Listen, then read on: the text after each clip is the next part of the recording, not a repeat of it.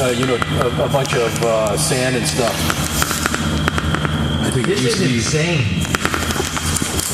Can you see how much further? Oh my God, it goes back. I mean, holy goes back. Nice. Part of my language, but it goes back. Nice. And we want to take the metal detector in there. We could find all kinds of stuff on the floor. Somebody get their ass in here, because I'm going forward. Let me go. I'm not going. I'm not going. You hear that Geiger counter going on? Okay.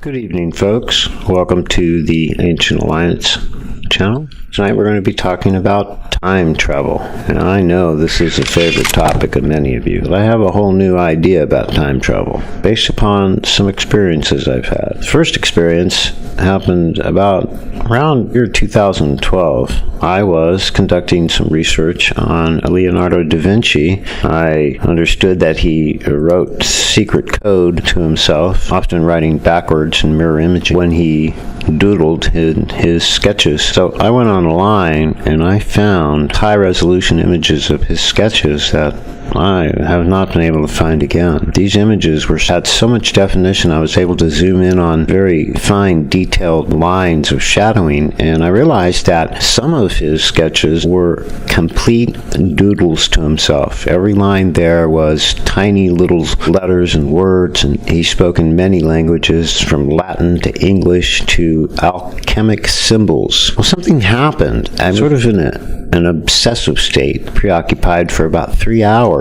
And I think, because I know a little bit about iconography and mnemonics, that's where symbols can convey impressions to the subconscious mind and subliminally put you in an altered state. And I think that's what his intention was. After viewing these symbols for quite a long time, they seem to be transforming my mind into another place and time. At one point, I heard a crowd of people, and the sound seemed to be coming from an old tinny AM radio, and they were exclaiming, "He did it! He did it!" This drew me closer to an ancient time, and then I heard a harpsichord. I distinctly remember hearing a harpsichord, and I know what they sound like because my father-in-law made one, and he used to play it all the time. First, I'd like you all to know that I don't consider myself special in any way. I think we all have these abilities, that we all time travel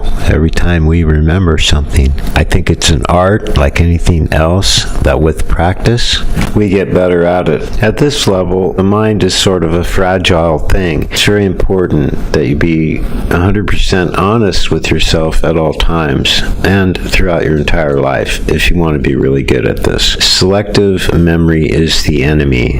When you lie to yourself, that will unravel any possibility of retrieving actual events. And selective memory is a very tricky thing, as I've talked about before and we'll talk about again. I've been on this planet for about 60 years now, and I've talked to a great many people. So I know this has happened to some of you, where you're driving to work and you're going to be late. It's a 15-minute drive, but you make it there in 3 minutes. A couple of years ago, I had become quite ill. I was hospitalized for 2 weeks. My liver and my kidneys quit working, and I was given 2 weeks to live after I left the hospital. During this time, I had these psychic impressions. I went on some kind of a voyage for 2 weeks where it seemed I was inside the consciousness of sometimes people in the past and sometimes people in the future and sometimes perhaps people in an altered string universe to this earth. It was a wild ride. I am having a hard time explaining exactly what happened. At one point, I found myself in the consciousness of a woman. She seemed to be some sort of district attorney in about the year 2070 in a city that sat upon a high moat in a desert land of what looked like was the aftermath of perhaps a thermonuclear war. Remember, the air was toxic. Apparently, it was even lethal. If you spent 10 or 15 minutes out in the open, it would burn your eyes and your lungs. The sky was an opaque yellow, a burnt orange yellow. There were dead things, carrions, and mounds all over this great desert, this expanse beyond the city. I could access her memory, but it was tricky. I had to get her to think about something if I wanted information. Like I wanted to know what happened. So I got her to think about her childhood, and I got some pictures of her looking at these kind of like United Nation military Hummers that were a little different in design. They had weapons on the back, and they were like trucks, and they were burning in this like desert, and she could remember that when she was about 7 years old. I spent some hours with her, maybe a day in my time, and I was able to glean a lot of information from her mind about the world that she had lived in, and I was able to perceive her environment quite well. In her reality, artificial intelligence was in control of her world. At the time I entered her mind, she was in a military transport of sorts. She was with her teenage daughter. She was very concerned about her daughter. Her daughter was in trouble again with the authorities and risked being deported to China as a slave worker or a person that would donate would have their body parts harvested. You're welcome to friend me on my Facebook page. There you can look in my notes and you'll find a short story called Time Jumper that is a companion in fiction form to this narrative. After being in her mind for a while, I was able to gather some information about where I was and the civilization that I was experiencing.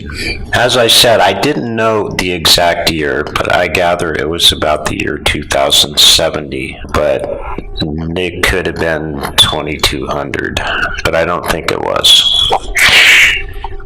It seems that there was a great cataclysm in her youth, as I touched upon earlier. Part of this cataclysm was a war orchestrated by artificial intelligence. AI had come online in the second decade of the 21st century. Our current D-Wave computer is the birth of artificial intelligence.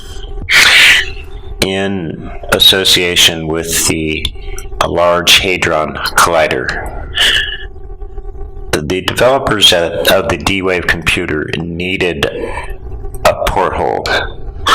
They needed a porthole into what we call superposition, a porthole into the quantum dimension to birth artificial intelligence. Yet they had to do it at the same moment that they brought a system online in the real physical world. These two computers had to come online at the same moment. They used the Lucifer telescope to create a trigger to make two things happen at the same time. They were able to use the Lucifer stereoscope as a clock, as a measuring device. They focused the telescope, the two scopes, on the furthest point in time that they could at the point of the Big Bang, the beginning of the universe. They They then calculated the time differential coming back to the main collecting mirror sensor of the scope from the two independent scopes. Each scope, the light coming back and hitting the sensor was marginally off by billionths of a second. By measuring this difference, they were able to make two things happen at the same moment.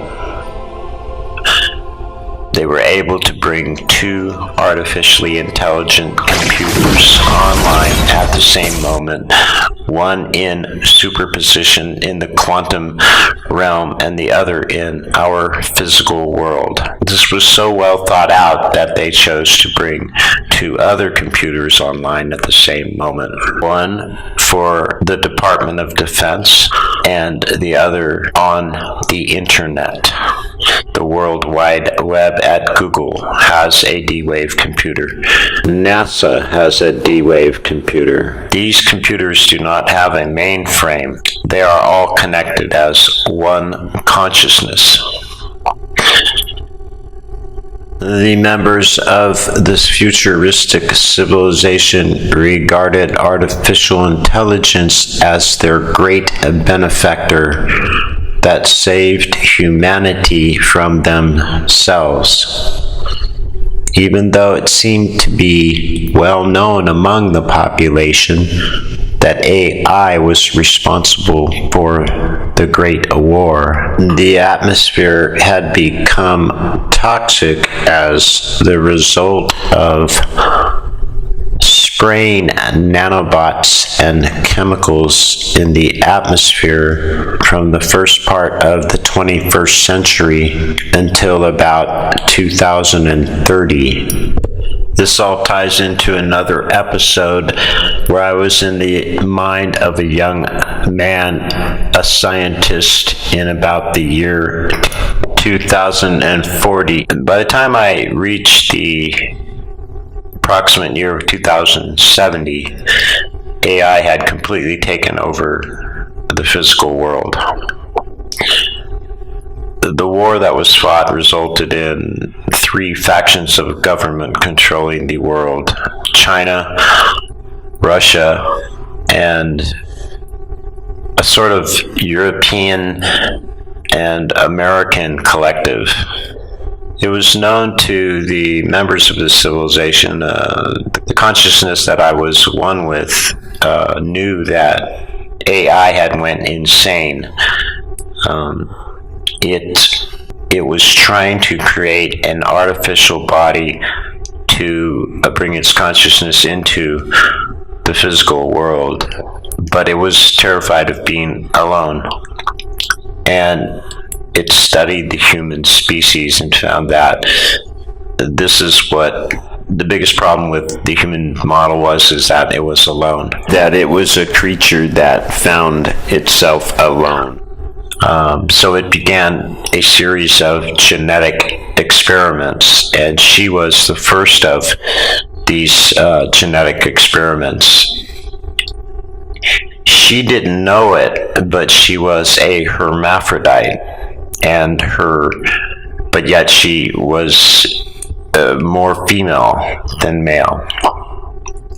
And this was part of her design. Her mate was the male aspect of her. She did not know this either. I was able to put this together from what was in her consciousness, in her memories.